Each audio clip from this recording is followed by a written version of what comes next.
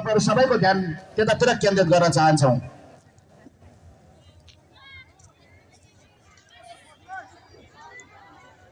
सिंहदरबार सर्वोच्च अदालत जस्ता सम्पदाहरूमा आगो लगाउने, देशको संसद भवन जलाउने लगायत यो सबै गर्नमा कसरी अपरेसन भयो यिनीहरूकै मुखबाट सुन्नुहुनेछ। जो प्रधानमन्त्री हुनुहुन्छ अहिले कि सुशीला कार्की, उहाँको मुखबाट पनि सुन्नुहुन्छ।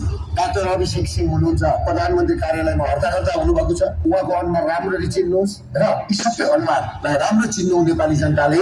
हामी यी घटनासँग सत्य उजागर गर्दै जानेछौँ। देशको प्रधानमन्त्री सम्माननीय सुशीला कार्कीज्यू, उहाँलाई हामी नैतिकताको प्रश्न गर्न चाहन्छौँ। हाम्रा दाबी झुट्टा हुन पुगेछन् भने हामी जस्तो सुकै कारबाही भोग्न तयार छौँ। नत्र राजीनामा गर्नुहोस्, राजीनामा गर्नुभन्दा पहिला हामीलाई वार्तामा बोलाउनुहोस्। यो व्यवस्था ठिक छ कि छैन, हामी जनमत सङ्ग्रहमा जाउँ र हाम्रो माग पुरा गर्ने तर्फ लागौँ। नत्र नेपाली नागरिकले अब तपाईँहरूलाई माफ दिनेवाला छैन। कि त तपाईँहरूले मलाई थुन्नु पर्यो, कि त मार्नु पर्यो, कि त म तपाईँहरूलाई छोड्नेवाला छैन नेपाल र नेपालीको लागि। आज हामी डाक्टर अभिषेक राज सिंह भन्ने पात्रबाट सुरुवात गर्दैछौँ। यी आजको भिडियोका प्रमुख वक्ता हुन् र यिनैको मुखबाट आज हामी सत्य देखाइदिनेछौँ। विगतमा यिनी गोविन्द केसीको अनसनको म्यानेजर थिए।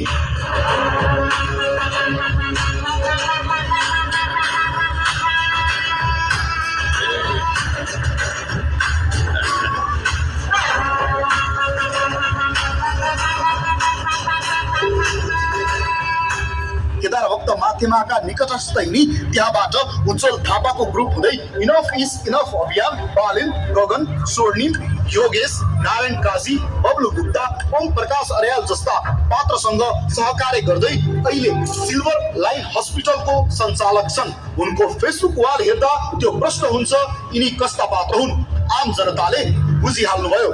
23-24 को आन्दोलनदेखि सुशीला कार्कीको सरकार निर्माणको समय 27 गते साँझसम्म यिनको ओम प्रकाश अर्यालको एसिस्टेन्टको रूपमा विशेष भूमिका रह्यो।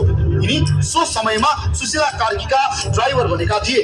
प्रधानमन्त्री सुशीला कार्कीले कार्तिक 14 गते उहाँको निजी निवास, उहाँको सरकारी निवास बालुवाटारमा सम्पादकहरूसँग अन्तर्क्रिया गर्नुभएको थियो।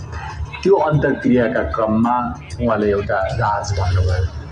आफू भदौ 24 गते बिहान सिभिल अस्पताल गएको, केही बेरमा त्यहाँ गोली चलेको, त्यसपछि बानेश्वरको एउटा घरमा दिनभरि र झन्डै मध्यरातसम्म थुनिनु परेको र मध्यरात पछि मात्रै घर पुगेको उहाँले बताउनुभयो।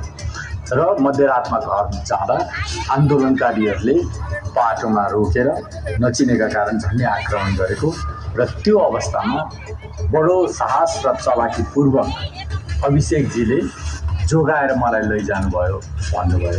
जेएनजी आन्दोलन ग्रान्ड डिजाइनमा नेपाली सेनाभित्रका एकजना जर्नेलसँग सहकार्य गर्न कन्ट्याक्ट पर्सनको रूपमा थिए। ती जर्नेल को हुन्? हामीले हाम्रो नेपाली सेनाप्रतिको सम्मानले गर्दा अहिले नाम खुलाउँदैनौँ। त्यो दिनको बिचमा चाहिँ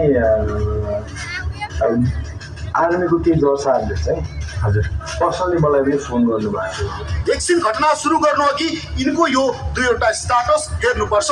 यिनी सन् 2023 सेप्टेम्बर 5 मा सिंहदरबार जलाउने नै हो र दमकल पठाउने होइन भन्ने मान्छे हुन्।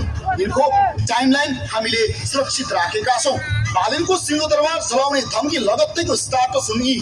सिंहदरबार जलाउने र दमकल नपठाउने योजना कहिलेको रहेछ भन्ने बुझ्न यो भन्दा ठुलो प्रमाण के चाहिन्छ? सोझा नेपाली जनतालाई राम्रोसँग भिडियो रोक्दै हेर्नुहोला। अब सुनौ यिनै डाक्टरको मुखबाट 23, 24, 25, 26 र 27 को घटनाक्रम। हामीले सेतो पार्टीका अमित ढकालसँगको नोभेम्बर 2 को ताजा अन्तर्वार्ताबाट यो सामग्री लिएका छौँ। यो पुरा अन्तर्वार्ता सेतो पार्टीमा अहिलेसम्म उपलब्ध छ। हामीले डाउनलोड गरेर सुरक्षित पनि राखेका छौँ। #नेपोबेबी ट्रेन्ड कसले चलायो? टिकटकमा 22 गते नै संसद भवन जलाउने उत्तेजनात्मक भिडियोहरू कसले फेक आइडी मार्फत सोशल मिडिया क्याम्पेन चलायो भन्ने विषय हामीले अघिल्लो भिडियोमा देखाइसकेका छौँ। 23 गते दिउँसो आन्दोलनमा जिओबी र हेलमेटधारी पठाउ राइडरहरूको घुसपैठ गराएर कलिला बालबालिकाको हत्या गरिसकेपछि थप क्षति बुझ्न यी डाक्टर र ओम प्रकाश सिभिल हस्पिटल पुग्छन्।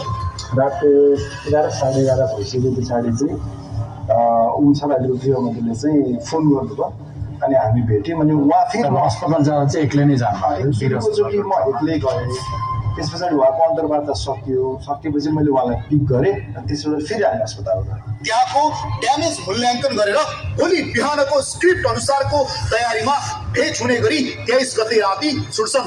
यो पनि सुनौ। 12:30-1 बजे पछाडि चाहिँ मैले उहाँलाई घर छोड्थेँ गिरामीजीलाई अनि त्यसपछि राति अनि त्यसपछि म घर गएँ अनि तर हाम्रो प्लान चाहिँ के थियो भने हामी चाहिँ भोलि अब यो प्रोटेस्टमा जानुपर्छ 24 गतेको प्रोटेस्टमा प्रोटेस्टमा हामी जानुपर्छ भनेर हामी चाहिँ मेन्टली प्रिपेयर भएर छुट्यौँ। त्यसपछि बिहान यही डाक्टरले सुशीला कार्कीलाई निवासबाट लिएर आउँछन् र ओम प्रकाश रियालसँग फेरि सिभिल हस्पिटल पुग्छन्। त्यसपछि योजना अनुसार सुशीला कार्कीलाई सडकमा उत्तेजना छर्न लगाइन्छ। बिहान चाहिँ 6:30-7 बजे चाहिँ म उहाँलाई पिक गर्न गएँ। पिक गरे पछाडि चाहिँ हामी सुशीला श्रीमानकोमा गएँ अनि सुशीला श्रीमानलाई चाहिँ गइसके पछाडि चाहिँ हामी जानुभन्दा अगाडि नै फोनमा कुरा भइसक्यो भनेको ओमजी हजुरसँग कुरा भइसक्यो। मसले अघिल्लो दिन नै कुरा भइसक्यो अनि त्यहाँ कुरा भइसकेपछि हामीले उहाँलाई पिक गरेँ। त्यसपछि योजना अनुसार सुशीला कार्कीलाई सडकमा उत्तेजना गर्न लगाइन्छ। उद्देश्य थियो त्यहाँबाट नयाँ प्रधानमन्त्रीको रूपमा जेन्जीको सेन्टिमेन्ट बटुल्ने। 24 गते लिगल आन्दोलन हुँदैछ भनेर भ्रम छर्ने। 24 गते यो भिडियो भाइरल बनाउने काममा CMR नेपाल प्रयोग भयो। यो सुनौ।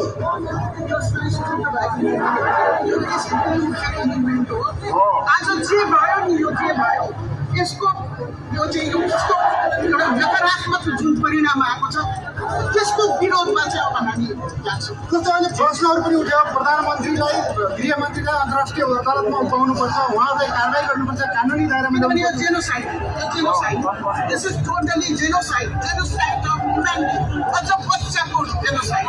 तपाईँ पनि पूर्व प्रधान न्यायाधीश भइसक्नु भएको यसमा सर्वोच्चको भूमिका चाहिँ के हुनु म यो सर्वोच्चको भूमिका के हुनुपर्छ त्यसपछि सुशीलालाई लिएर फ्रिडम स्टुडियोको बाटो हुँदै युरोपियन युनियनको अफिसमा लगिन्छ। त्यो अफिस भवन 5 तला र बानेश्वर हाइटमा अवस्थित छ। यो भवन हामीले यहाँ देखाइदिएका छौँ जहाँबाट संसद भवनदेखि सिंहदरबारसम्म जलेको मुस्लो मजाले देखिन्छ। यो भवनको ब्यानर सहित हामीले राखिदिएका छौँ। यो युरोपियन युनियनको प्रोजेक्ट इम्प्लिमेन्ट युनिट हो। मजाले यो हेर्नुहोला। 24 गतेको घटनापछि यो EU को ब्यानर लुकाइएको छ। हामीले गुगल स्ट्रिट भ्यू प्रयोग गरेका छौँ। त्यही भवनबाट 24 गतेको 10 बजेपछिको अपरेसन कोअर्डिनेसन हुन्छ। सुशीला कार्कीको थप 2वटा भिडियो पनि सार्वजनिक गरिन्छ। EU को अफिसबाट पहिलो हेलिकप्टरबाट नेताहरूको भागाभाग भएपछि हामीलाई यो अवस्था आउँछ भन्ने थाहा थियो। नेतालाई छोड्न हुन्न भन्ने र दोस्रो बेलुका ओम प्रकाश अर्यालसँगै बसेर भिडियो निकाल्ने। यो सुनौ। र अब अहिले यिनीहरूले यति ठुलो भ्रष्टाचार गरेको छ यति नराम्रा कामहरू गरेको छ यिनीहरूलाई बाहिर जान चाहिँ दिनु हुँदैन। यिनीहरूलाई चाहिँ कारबाहीको उसमा दायरामा ल्याउनलाई कुनै पनि ठाउँबाट जान नदिएर रोकेर यिनीहरूलाई कारबाही गर्नुपर्छ। यिनै डाक्टरका अनुसार त्यहाँ उनीहरूले प्रोजेक्टर मार्फत दिनभर देश जलेको हेरे। त्यही घरको छानाबाट काठमाडौँ जलेको हेरे। यो पनि सुनौ। एक खालको चाहिँ यो माहौललाई चाहिँ कसरी शान्त पार्ने कसरी गर्ने भन्ने थियो। अनि त्यो समयमा चाहिँ हामी सबैले समाचार फलो गरिरहेको थियो। अनि त्यो घरमा चाहिँ एउटा पावर पोइन्ट थियो अनि त्यसलाई चाहिँ हामी लाएर चाहिँ समाचारहरू त्यसमा लाएर भनेको त्यो तपाईँको साथीको घर अफिस घरमा त्यहीँ बसेर अनि त्यहाँ लगाएपछि अब यहाँ यो भयो यहाँ आएको देशभरिको अपडेट आएपछि त्यसले चाहिँ अझ हामीलाई छटपटी बनायो। अनि त्यस पछाडि चाहिँ सुशासन लाउन केही गरौँ न मान्छेहरूलाई अपिल गर्न लगाऊ के गरौँ भनेर भन्नुभयो। त्यस पछाडि चाहिँ मैले चाहिँ त्यही समयमा चाहिँ हामीले केदार भक्त माथिमा सरलाई कल गरेँ। उहाँले म म घरमा छु हुन्छ तपाईँहरू आउनुहोस् भन्नु तर हामी निस्किने अवस्था थिएन। उहाँसँग पनि चिकित्सा शिक्षा आन्दोलनको क्रममा तपाईँको पहिलेदेखि चिन्तन भयो। अनि त्यस पछाडि मैले डक्टर सञ्जु विकलाई पनि कल गरेँ अनि उहाँले पनि के भन्नु भने हुन्छ म मेरो तर्फबाट चाहिँ पब्लिकलाई अपिल गर्छु नि त भनेर भन्नुभयो। त्यसपछि कुमार घिसिङलाई नै कल गरेँ उहाँले पनि त्यही भन्नु अनि विभिन्न मान्छेहरूलाई चाहिँ अपिल गर्नुहोस् न त भनेर अपिल गर्नु लाग्यो। त्यही अफिसबाट सुरक्षा संयन्त्रसँग निरन्तर सूचना आदान प्रदान हुँदै थियो। अनि राति अब तपाईँहरू कसरी निस्किनुभयो? त्यो त रात भोलि सडकमा मलाई चाहिँ जसाबले गर्नुभयो। त्यस पछाडि चाहिँ हाम्रो अहिले गृहमन्त्रीज्यूलाई चाहिँ अर्को कोही अरू कुनै सरकारवालाहरूले पनि उहाँलाई पनि अप्रोच गरिरहनु भएको तर उहाँहरूलाई के थाहा थिएन भने हामी त्यो प्रोटेस्टपछि सँगै छ भन्ने चाहिँ तिनजना एकै ठाउँमा थाहा थिएन किनकि ओम प्रकाश जानकार थिए कुन हेलिकप्टर कुन नेताको उद्धारको लागि आयो भन्ने यो भिडियोमा ओम प्रकाश अर्यालकै आवाज सुन्न सकिन्छ सुशीला कार्कीको पनि त्यहाँ आवाज छ यो पनि सुनौ यी घरमा त मान्छे त परै होला नि कोही न कोही त है क्याजुअलिटी पनि छ होला कस्तो मुस्लो आइरहेको छ हेलिकप्टर भागेछ ए अर्को छ खिचिसक्यो हाल्नु न ढुङ्गालाई होइन हेलिकप्टर भाग्यो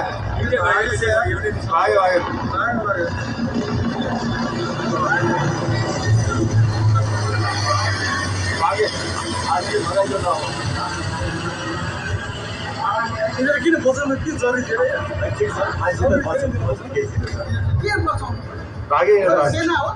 सेनाले अब भगाइदियो अगाडिको त सेनाको यो पनि अब सेनाकै होला देश चलिसकेपछि यिनै डाक्टरको फोनमा अमुक कर्णेलको फोन आउँछ सुशीला कार्कीसँग कुरा गर्न नेपाली सेनाले यी डाक्टरलाई सम्पर्क गर्छन् कस्तो अचम्म यो पनि सुनौ आर्मीको केही दर्शाहरूले चाहिँ हजुर पर्सनली मलाई पनि फोन गर्नुभएको थियो हजुर अनि उहाँहरूले चाहिँ सुशासनसँग कुरा गर्न सकिन्छ त भनेर फोन गर्नुभयो उहाँले कसरी फोन गर्नुभयो त तपाईँ अब मेरो एकजना पहिले नै चिन्जान पुरानै चिन्जान भएको उहाँले चाहिँ अब चिफ साहबले कुरा गर्न खोज्नु भएको छ भन्ने खालको कुरा गर्नुभएपछि हुन्छ म कुरा गराइदिन्छु भने तर उहाँ र हामी सँगै छौँ चाहिँ भनिनँ मैले राति 12 बजे ओम प्रकाशले फोन गरेको भरमा विश्व अधिकारी भ्याली प्रमुख आफ्नै गाडी पठाउँछन् त्यही कर्णेलले नेपाली सेनाको ट्रक पनि पठाउँछन् यो सुनौ रातिको 11:30 12 बजीतिर आएको बेला चाहिँ त्यो दर्शकहरूलाई चाहिँ मैले कल गरेँ मलाई जसले फोन गर्नु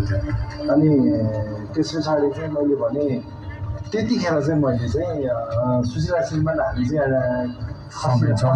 फसिरहेछ अनि के छ तपाईँहरूले हामीलाई चाहिँ परेन